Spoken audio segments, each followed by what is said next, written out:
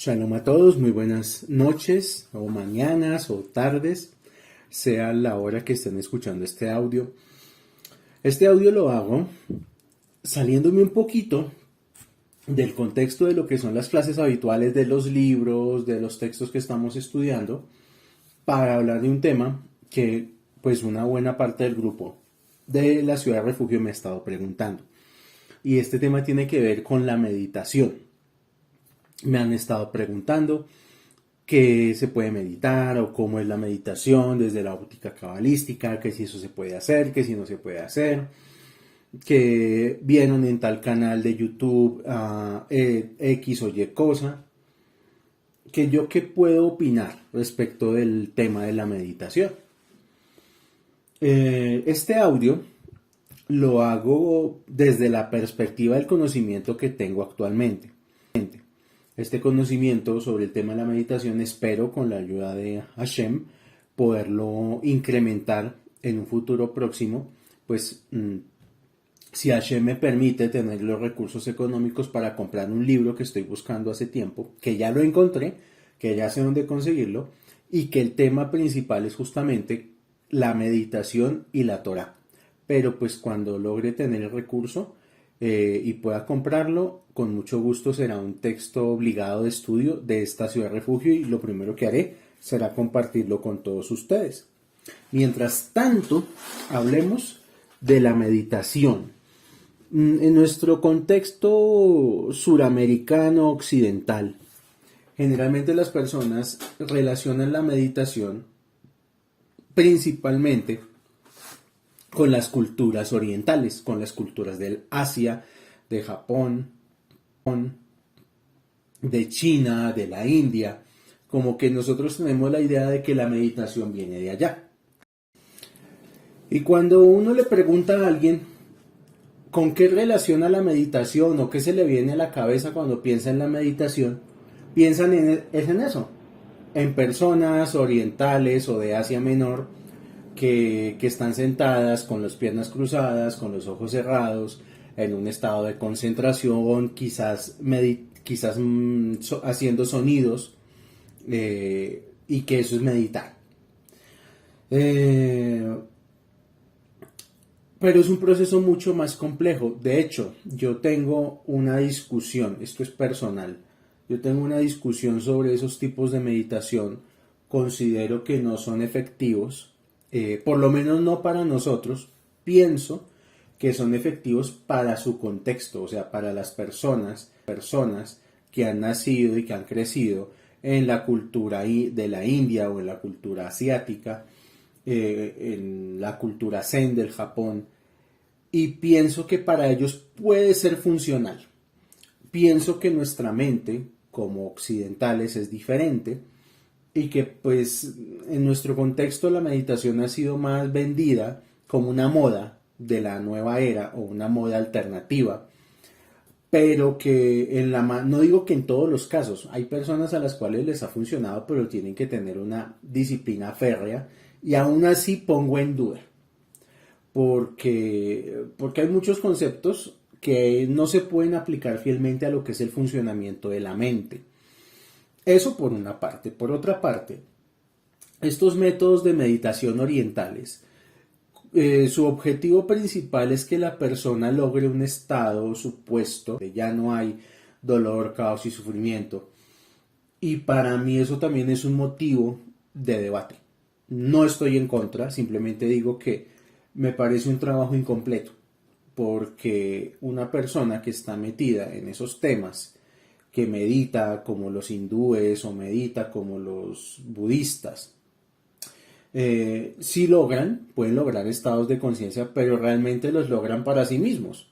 O sea, logran su propia percepción de la realidad. Caso contrario, por ejemplo, que es parte de los temas que quiero tratar hoy, y es que uno tiene que sí luchar por subir hasta los mundos superiores con el poder de su mente, pero no es subir allá simplemente para quedarse uno contemplando la perfección de los mundos superiores.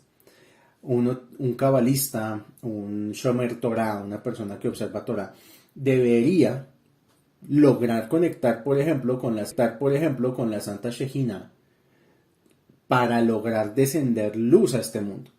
O sea, el objetivo debería ser ese, que no es solamente subir allá y tener una autocomplacencia de que ya somos liberados de las ruedas del karma o de qué sé yo, sino subir para obtener luz y traerla y compartirla. Entonces, esta clase tiene como objetivo intentar demostrar o mostrar cómo es el esquema de la mente. Para mí es importantísimo. Una persona, antes de ponerse a hacer meditaciones de YouTube, primero tiene que entender cómo es que funciona la mente. ¿No es verdad? Luego vamos a estudiar Zohar y vamos a estudiar Sidur, porque el Sidur es la herramienta por excelencia que nosotros tenemos para la meditación. Entonces, la pregunta inicia estudiar Sidur, porque el Sidur es la herramienta por excelencia que nosotros tenemos para la meditación.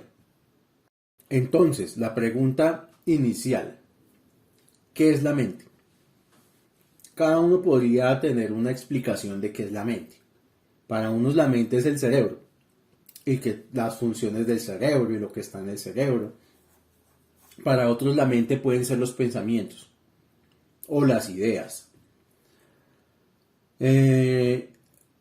Realmente la mente es un fenómeno que no es físico. O sea, partamos de eso. La mente es un fenómeno no físico que percibe, piensa, reconoce, experimenta y reacciona al ambiente que la rodea. O sea que la mente de entrada es un puente entre los mundos superiores y este mundo. Y es un fenómeno que es no físico. La mente no hace parte de la fisicalidad. Pero la mente es como una interfaz que nos ayuda a obtener percepción, nos ayuda a pensar, nos ayuda a reconocer objetos, colores, formas, nos ayuda a experimentar la realidad física y nos ayuda también a reaccionar al ambiente que nos rodea. Todo objeto surge de la mente y a su vez la mente puede interactuar con dichos objetos. O sea, que para que el mundo físico pueda tener sentido, tiene que la mente poderlo hacer surgir. Esto ya empieza a ser un poco más complejo, porque entonces quiere decir que todo lo que, por ejemplo, ahorita que estamos cada uno, yo haciendo este audio y ustedes posteriormente cuando lo estén escuchando, siéntense y observen todo lo que tienen a su alrededor, las paredes y ya. Todo eso que ustedes tienen, que ustedes perciben, es un reflejo directo de lo que está en su mente. Entonces, una primera aproximación cabalística hacia la meditación es eso, que tenemos que entender que todo lo que vemos en nuestra vida es porque primero lo hemos registrado en nuestra mente y es una relación directa de nuestra mente. Y por eso es que tenemos esa fisicalidad y podemos interactuar con ella.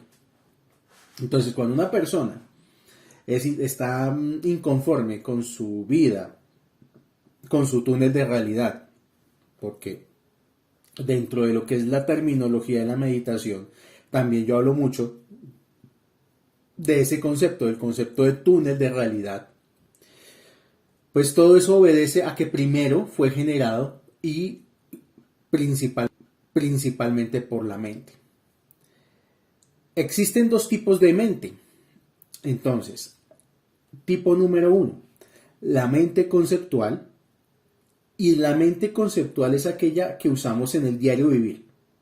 O sea, la mente conceptual es la mayoría del tiempo, la mayoría de la vida. Y luego está la mente no conceptual. La mente no conceptual es capaz de comprender y experimentar los mundos superiores. O sea, que cuando una persona, por ejemplo, está rezando, está empezando a conectar con su mente no conceptual. Ese es uno de los objetivos del rezo, de la tefilá. Y poco a poco vamos experimentando la conciencia superior. ¿Que se puede experimentar la conciencia superior rezando? La respuesta es 100% sí. De hecho, parte del rezo tiene que ver con conectar con la Santa Shejina. pero ya iremos a eso. Ahora, un ser humano puede dividirse, así como hay mente conceptual y mente no conceptual, un ser humano puede dividirse en 5 factores o agregados. De esos 5 factores, 4 son de la mente. De 5 factores de un ser humano, 4 son puramente de la mente. El primer aspecto es la forma y es el cuerpo físico, o sea que ya salimos de ese. Y los otros 4 hacen parte de la mente. Entonces, primer factor, el cuerpo físico. El segundo factor es la conciencia básica.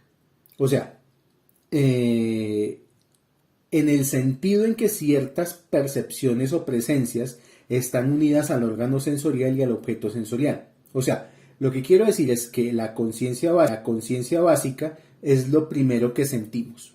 Calor, frío, etc. Luego viene la percepción, el tercer factor. Que el tercer factor tiene que ver con el olor, con el olfato, con el tacto, con la vista y con el oído. Y con su subsecuente identificación. O sea, es por ejemplo, la percepción es lo que nos hace discernir que un libro es un libro, que una naranja es una naranja. Luego viene la sensación. La sensación solo se refiere a la separación mental de las percepciones. O sea, que yo puedo, por ejemplo, ver una silla y la percibí. Pero en el nivel de la sensación, yo puedo pensar si esa silla es agradable o es desagradable. Si me quiero sentar en esa silla o si me parece incómoda. O sea que la sensación, el cuarto factor agregado del ser humano, tiene que ver cuando el ser humano separa las percepciones y les da un juicio de valor. Esto está bien, esto está mal, esto me gusta, esto no me gusta. O incluso, esto es agradable, esto es desagradable o neutralidad. Y el quinto, que se le llama volición, que son los procesos mentales sobrantes. ¿Cómo se llaman esos procesos mentales sobrantes? Es lo que se conoce como pensamientos. Es lo que yo termino pensando de todo el proceso anterior. Entonces, tuve el proceso de conciencia básica, vi algo de color naranja, me acerqué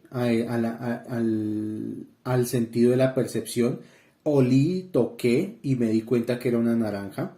Luego llegué al nivel de sensación, que fue cuando probé la naranja y me pareció agradable o desagradable. Y luego en el sentido de la volición es cuando yo decido si esa naranja me gusta o no me gusta o qué pienso al final de la naranja. Si me quiero comer otra o dónde consigo más naranjas. O sea, los pensamientos finales, que son todo el proceso que hace la mente en cuanto a la percepción de la realidad. Vamos a poner otro ejemplo. Para que entendamos cómo funciona esto, veamos el siguiente ejemplo. Digamos que hay algo que tocó nuestra mano. Estaba yo aquí sentado, y sentí que algo me tocó la mano. Este es el contacto físico. Nuestras células nerviosas detectan el movimiento de la piel y lo traducen como energía ¿hacia qué? Hacia el sistema nervioso. O sea, lo primero que pasa es que los órganos encargados de la percepción van a enviarle señales a mi cerebro de que algo tocó mi mano. Desagradable o neutro, o sea, quién me está tocando la mano, si es algo agradable, si es algo desagradable, si me siento calor, confort, o si por el contrario me está doliendo. Y simultáneamente la percepción recibe información acerca de qué es lo que está tocando la mano. Por último, la mente crea la volición. Por ejemplo, en caso de reconocer al objeto como desagradable, la mano se retira y sus subsecuentes ideas acerca de por qué el objeto es desagradable. Típico que a veces a uno lo asustan y quita la mano y empieza a pensar qué pasó. Comparemos nuestro cuerpo y nuestra mente como si fueran una computadora. Entonces, si nuestro cuerpo fuera un computador, el computador se compone de 2 componentes básicos, valga la redundancia, el hardware y el software. En el cuerpo humano, la mente es el software los programas que se instalan al computador, y el cuerpo físico es el hardware. Es la parte física del computador, es el teclado, es el mouse, es la pantalla, es la torre. ¿Ok? Como se mencionó anteriormente, la mente se define como un fenómeno no físico que percibe, piensa, reconoce, experimenta y reacciona al medio ambiente. O sea, que si nosotros no tuviéramos la mente como software, el cuerpo es solo una cosa muerta. O sea, nosotros somos lo que somos y estamos vivos y tenemos vida es porque hay una mente que hace que funcione el cuerpo. El hardware, o sea, el cuerpo, es por supuesto importante, determinando lo que el equipo puede hacer, lo rápido que será, qué programas se pueden ejecutar, que hace que funcione el cuerpo. El hardware, o sea, el cuerpo, es por supuesto importante, determinando lo que el equipo puede hacer, lo rápido que será, qué programas se pueden ejecutar y cómo podrá interactuar con el mundo. Por muy bueno que el hardware sea, en última instancia, solo puede realizar lo que el programa sabe. O sea, que yo puedo tener un cuerpo muy fuerte, capaz, atlético, pero si yo no he ejercitado la mente, pues el cuerpo no va a dar el 100%. Y pues simplemente me servirá para acciones físicas. En cambio, pues hay casos de, por ejemplo, muchos sabios, muchos jajam, que pueda que no tengan un cuerpo fuerte. A veces los estudiosos de la Torá, por estar todo el tiempo estudiando, no hacen ejercicio físico y tienen cuerpos débiles, cuerpos que se someten de pronto a estar debilitados, sus músculos no son los más fuertes, pero tienen una mente poderosísima. Y con esa mente pueden incluso hasta crear universos. Este ejemplo lo estoy poniendo es porque puede ser que de pronto el computador se dañe, como suele pasar a veces. A veces los computadores se dañan, no prenden, pero yo me puedo llevar el software para moverlo a otro computador. O sea, yo puedo sacar los programas del disco duro y volverlos a instalar en otro computador completamente nuevo. Asimismo funciona la relación de la mente y el cuerpo. Pueda que el cuerpo en algún momento tenga que morir, tenga que fallecer. Sin embargo, la mente junto con el alma van a ocupar otro cuerpo y van a tener esa información de sus vidas pasadas almacenada, de todo eso. Quiero tratar de explicar por qué funciona la mente así, porque es que esto es básico para entender que luchan toda su vida con defectos de carácter. Hay gente que toda la vida lucha porque no, todo el tiempo está triste y no puede estar feliz. Hay gente que lucha porque todo el tiempo está de mal genio, no está siempre temperamental. Y quisieran ser diferentes, pero no pueden. ¿Por qué no? ¿Por qué no pueden? Porque no son conscientes de cómo es que funciona su mente. Entonces, la persona, en lugar de controlar su mente, es la mente con sus programas preinstalados la que controla a la persona. Una persona cuando quiere cambiar, cuando quiere transformar su vida, cuando quiere reconstruirse, lo primero que tiene que hacer es analizar qué pensamientos es los que tiene durante el día y analizar de dónde vienen, porque muchos de los pensamientos que nosotros tenemos provienen inicialmente de papá y mamá. Muchas de las cosas que nosotros hacemos, muchas de nuestras costumbres, muchas de las mañas que tenemos son herencia de padre y madre. Eso es así. Hay casos donde la persona cambió en algún momento de su vida por un evento traumático, una ruptura, una separación, una pérdida, un engaño, cualquier cosa que haya generado dolor y sufrimiento, y eso hace que el software cambie totalmente. Nosotros tenemos una persona que quiere empezar a meditar. Tiene que empezar a ser consciente de sus pensamientos, porque si no, miren, es como le pasa a muchas personas que empiezan a rezar y empiezan a pensar en todos sus problemas, en que no compraron la leche, en que ya están cansados, en que si será que ya es las 7 de la mañana, en el perico, en el perro y en el gato. O sea, todos los pensamientos caóticos vienen a la persona. Y es porque la persona no tiene la concentración y la conciencia de sus pensamientos, que es lo que se llama la Kavaná. O sea, es lo que se llama rezar con Kavaná. Rezar con Kavaná es saber tener la mente quieta, fija en la percepción de lo que está haciendo. Entonces, la meditación más perfecta es la tefila, es el rezo. Una persona que aprende a rezar es una persona que ha superado gran parte de sus bloqueos mentales. Y voy a continuar. Entonces, ese evento en el que yo puedo sacar los programas de un computador dañado y ponerlos en un computador nuevo es lo que conocemos vulgarmente como la reencarnación. El software debe utilizar los sentidos del hardware, como son el teclado, el mouse, la webcam, el módem, para recibir información, el input. Hoy los computadores funcionan ¿con qué? Con internet. ¿Cuál es nuestro internet? ¿De dónde nosotros recibimos información? De los mundos superiores. Esa es, nuestro Wi-Fi, por así decirlo, son los mundos superiores. Y el módem, el router, es el Sidur. Son los tefilín, son los panes de Shabbat, etcétera, etcétera, etcétera.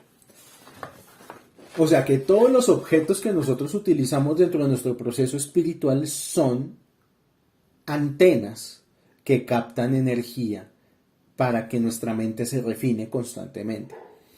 Esto nos lleva a una observación importante. Es fácil reconocer que un computador no es el objetivo acerca del mundo. Dependiendo de qué tipo de cámara de video, micrófono o módem se le conecte, su input será diferente. Del mismo modo, nuestros sentidos físicos no pueden ser objetivos. Los oídos de las personas son diferentes. Los ojos de las personas son diferentes, etcétera, etcétera, etcétera. Incluso el paladar y la lengua a veces son diferentes y las personas perciben la misma comida con sabor diferente. Así que, pregunta, ¿cómo puede alguien alguna vez pretender ser un observador objetivo? Por encima y más allá de esto está el software. Como es el software que realmente determina lo que el hardware va a hacer, también es la mente la que controla el cuerpo. O sea, yo no puedo pedirle a mi computador que abra un programa de contabilidad si yo no le he instalado programas de contabilidad. Yo no le puedo pedir a mi computador que me abra videos si no le he instalado programas para reproducir videos. O sea, que yo no le puedo pedir a mi vida, a mi mente, que tenga claridad espiritual si no hago cosas espirituales, si no le instalo Torah. O sea, el estudio de la Torah no solamente es algo recreativo, no es algo para uno sentirse emocionado con los secretos del Zohar o cosas así, sino que el estudio también es para activar los poderes de la mente. De hecho, una de las razones por las cuales se estudia Talmud es esa. O sea, uno estudia Talmud y si algún día tenemos la posibilidad de hacer un estudio en vivo o de que ustedes vean cómo funciona una Gemara, ustedes se van a dar cuenta que el Talmud lo enseña a uno a pensar y a generar nuevas secuencias de lógica. Ese es el objetivo primordial del Talmud, porque, es decir, con el Talmud no se puede fijar alajá, pero en sí el Talmud pues puede estar muy bonito lo que está ahí escrito, pero no más. O sea, yo no puedo decir, por ejemplo, que hay que rezar el Shema en las noches porque el Talmud lo dice. El Talmud es la discusión que se tuvo en su momento para fijar más adelante la halajá. Pero la halajá la dicta es el Shulchan Aruch. La halajá no la dicta el Talmud. Entonces uno tiene que tener claro cuando estudia Talmud que es eso, que uno estudia Talmud es para potenciar los poderes de la mente, para potenciar la lógica, la memoria, la retentiva, para no perder el hilo de las conversaciones, para aprender a pensar. Muchos judíos son exitosos en sus negocios, es por eso, porque tienen tanta Gemara en su mente que ya saben pensar más que nosotros. Tienen su cerebro más desarrollado que nosotros. Bueno, continúo. Entonces, para eso es que sirve la meditación. Dicho esto, uno de los métodos para desarrollar nuestra mente tiene que ver con la meditación. O sea, uno sí puede meditar, pero también debe estudiar. En un principio, para poder meditar correctamente, tenemos que entender cómo los programas de nuestra mente funcionan y cómo se pueden mejorar y luego reprogramar utilizando la meditación. Esta es la razón por la cual, por ejemplo, hay áreas que trabajan mucho con la meditación como son la psicología y la cábala. O sea, la psicología y la cábala han ido integrando con los años la meditación como una manera de poder entender la mente, que cada persona entienda su propia mente. Vamos a hablar de las raíces de la meditación como una manera de poder entender la mente, que cada persona entienda su propia mente. Vamos a hablar de las raíces, puede ser, ¿cómo lo explico yo? Esto que voy a decir a continuación es algo que yo necesito que cada uno en su casa lo analice en su propia vida y que vaya entendiendo cada uno en su casa cómo funciona su propia mente. Porque vamos a mirar a partir en esta parte del audio las raíces del sufrimiento. Vamos a estudiar esa parte. ¿De dónde viene el sufrimiento en la vida de las personas? Número 1, de la ignorancia. ¿Qué es la ignorancia? La falta de sabiduría. Uno muchas veces no sufre por lo que le pasa. Uno muchas veces sufre es porque no entiende por qué le pasa lo que le pasa. O sea, o querer separarse de algo o de alguien. Aferrarse a los agregados en la existencia cíclica provoca el sufrimiento. E inclusive el apego genera reencarnación. Hay personas que reencarnan porque no superaron sus apegos en este mundo, porque siguen apegados a personas o a situaciones o a comodidades materiales y no tienen la posibilidad como de seguir en la evolución de su propia alma. Y la tercera raíz del sufrimiento es la ira. ¿Qué es la ira? La ira es el deseo de separarse de alguien o de algo.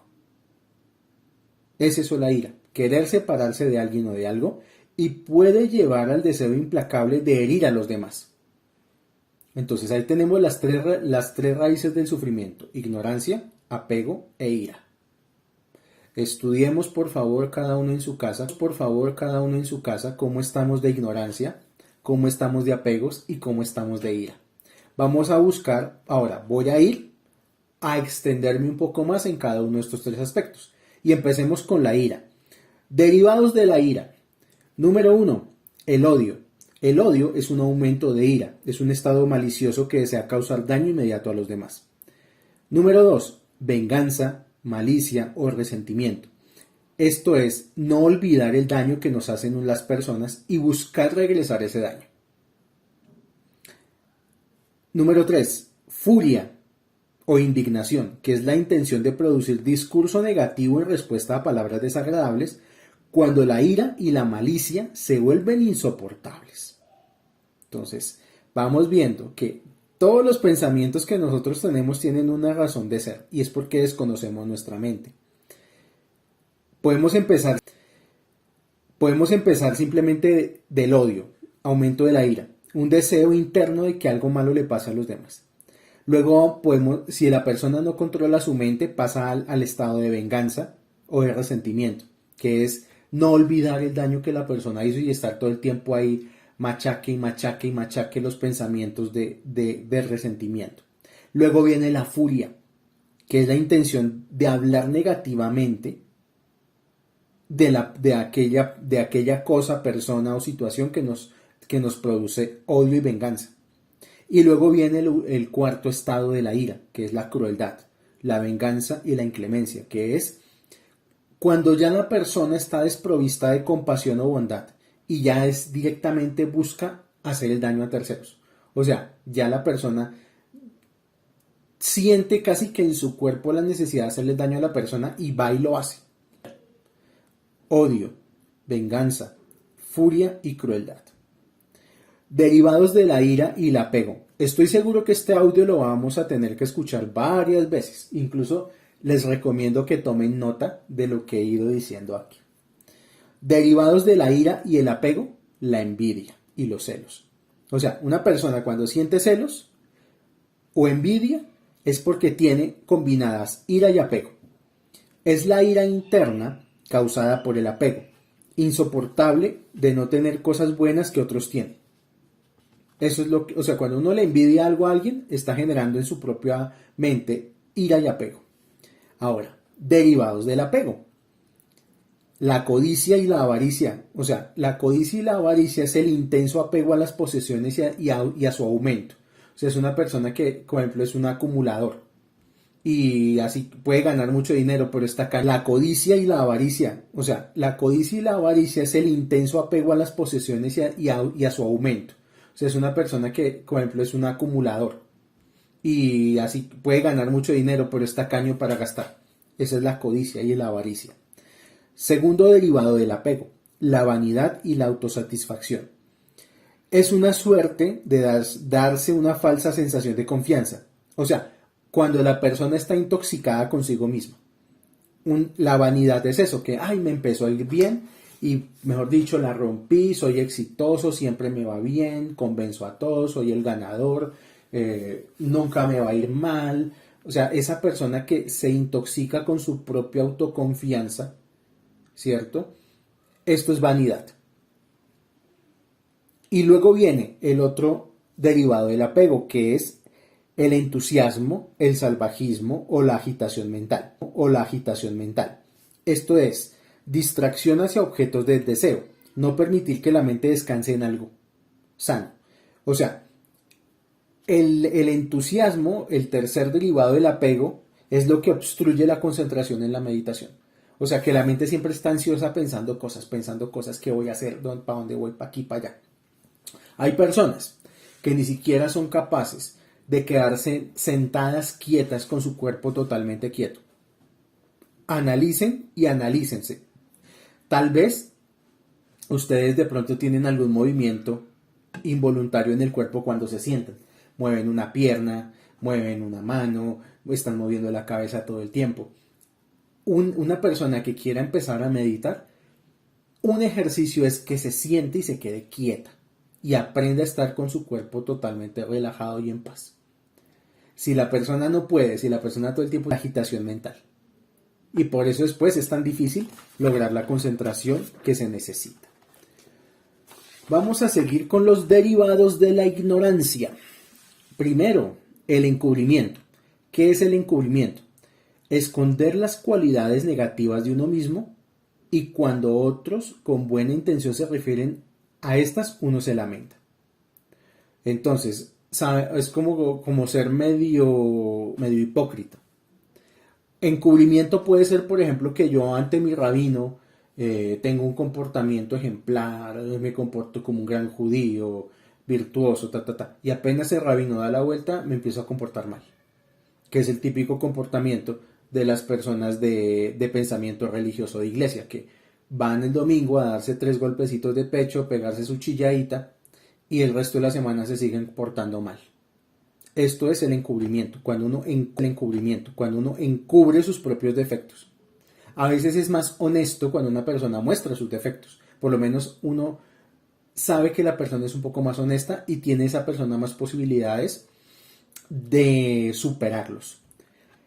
Segundo derivado de la ignorancia, la pesadez. Es como cuando uno se va a dormir. Es una apatía cuando las cosas no son claras.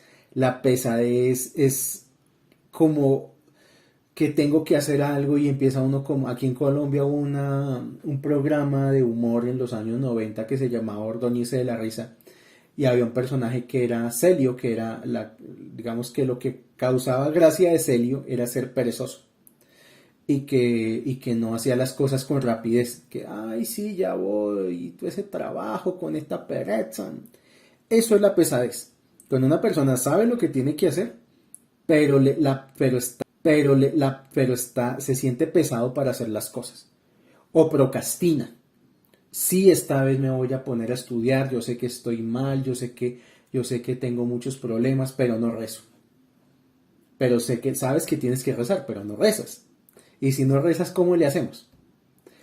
O si no guardas Shabbat, ¿cómo le hacemos? Si no comes kasher, ¿cómo le hacemos? Esa es la pesadez. Tercer derivado de la ignorancia, la falta de fe. Es no creer en aquello que es digno, como la Torá, o tener visiones equivocadas de la virtud. ¿Qué es una visión equivocada de la virtud? Que sufrir es bueno, por ejemplo. Ay, este sufrimiento yo lo estoy llevando para purgar mis vidas pasadas. Eso es falta de fe. Porque si uno está en la Torá, uno tiene que movilizarse para dejar ese círculo de sufrimiento. No para decir, bueno, voy a tomar este sufrimiento por mi familia, que no. Ojo con eso. 1, 2, 3, 4. El cuarto derivado de la ignorancia es la pereza. ¿Qué es la pereza? La pereza es el apego al placer temporal. No querer hacer cosas virtuosas o hacer muy pocas. Lo contrario a la diligencia.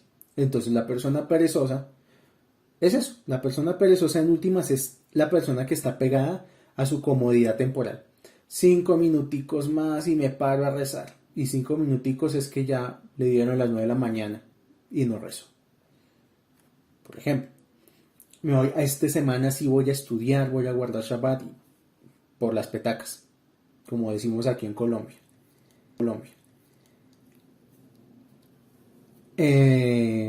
1, 2, 3, 4. Quinto derivado de la ignorancia, el olvido.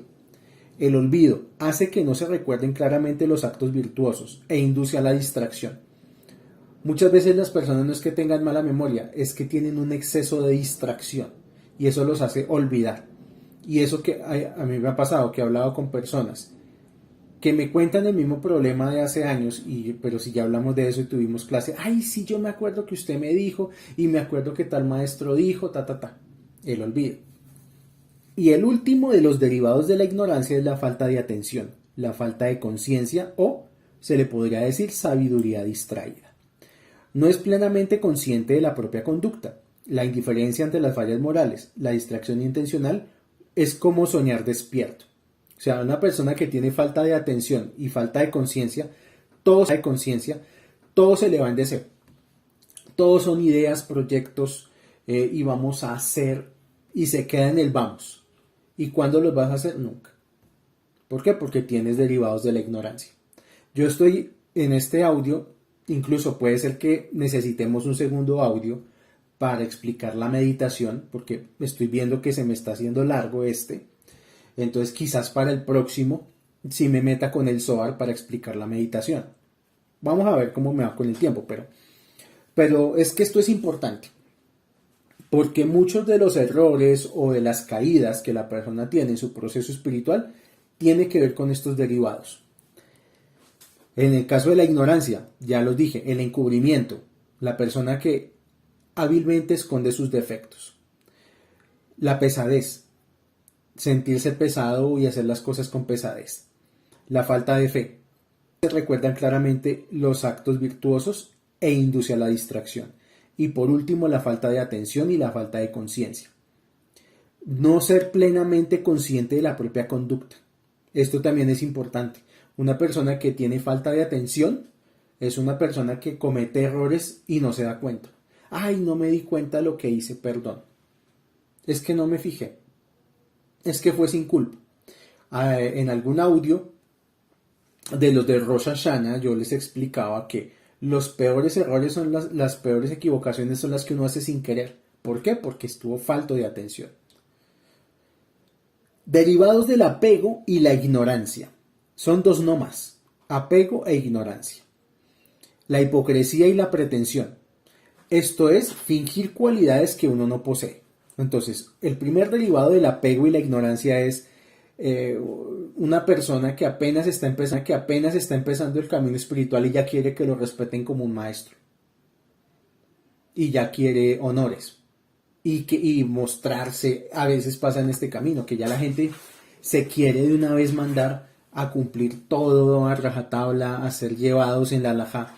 O sea, y no está bien. O sea, la persona que tiene esto generalmente tienes un deseo de pretensión, o sea, de que de que la gente lo reconozca como judío y que, ay, sí, allá viene el rebe o el rap, no. O sea, uno tiene que tener cuidado con eso.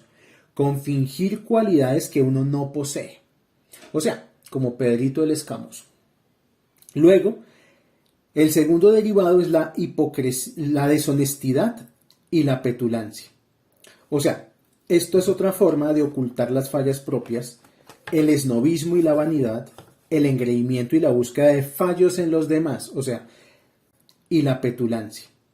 O sea, esto es otra forma de ocultar las fallas propias, el esnobismo y la vanidad, el engreimiento y la búsqueda de fallos en los demás. O sea, esto ya no solamente es encubrir nuestros propios defectos, sino además ponernos un disfraz, eh, presumir y además buscar fallas en las demás personas.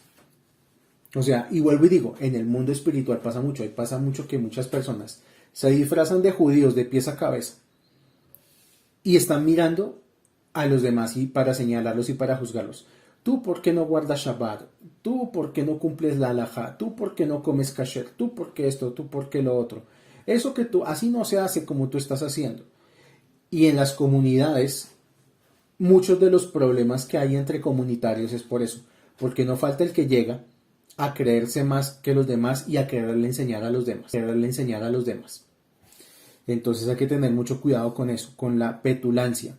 Y pasa mucho, que a veces uno siente que sabe tanto que uno a veces le enseña a las personas, pero no les enseña con amor, sino como, ven, yo te voy a solucionar la vida, tú no sabes nada. Hay que tener cuidado con eso. Ahora, los derivados de los tres, derivados del apego, el odio y la ignorancia. Son 4. Número 1, la desvergüenza. ¿Qué es la desvergüenza? No evitar el mal conscientemente. Sé que estoy haciendo algo malo y no me importa.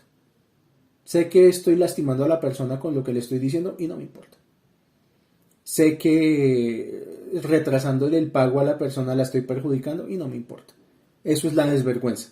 No evitar el mal conscientemente. Número 2, la desconsideración. ¿Qué es desconsideración? Ser ingratos y no valorar lo que los demás hacen por ella. A muchos padres les pasa que crían a sus hijos en este ambiente, como que los consienten tanto, les dan todo, los quieren tanto, que los hijos se vuelven así, se vuelven personas ingratas y que no valoran los esfuerzos de los padres. Eso hay que tener mucho cuidado. Tercer derivado de los 3, falta de discernimiento. ¿Qué es la falta de discernimiento? Querer actuar sin restricciones. Eso es como, por ejemplo, las personas que una vez me tocó conocer un supuesto maestro que dizque a enseñarnos Kabbalah. No se ponía ni siquiera la kippah y nos decía cosas absurdas, tan absurdas que ni siquiera vale la pena decirlas en este audio. Pero solo por poner un ejemplo, que comer pan con grasa de cerdo se podía. Y uno, pero por favor, es esto, es esto. Querer actuar sin restricciones, buscar la manera no de cumplir con Hashem, sino de hacerle la trampa a Hashem.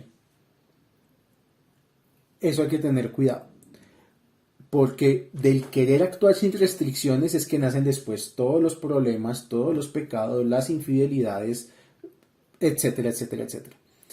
Y por último, el último derivado del odio, el apego y la ignorancia es la distracción o la divagación mental. O sea, la divagación mental o la distracción es la incapacidad de enfocarse en cualquier objeto virtuoso.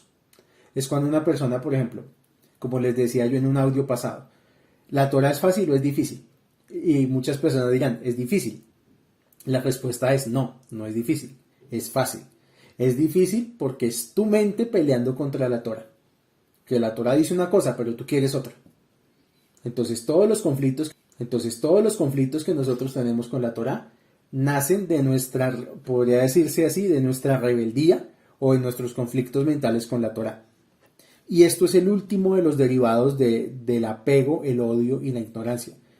Incapacidad de enfocarse en objetos virtuosos.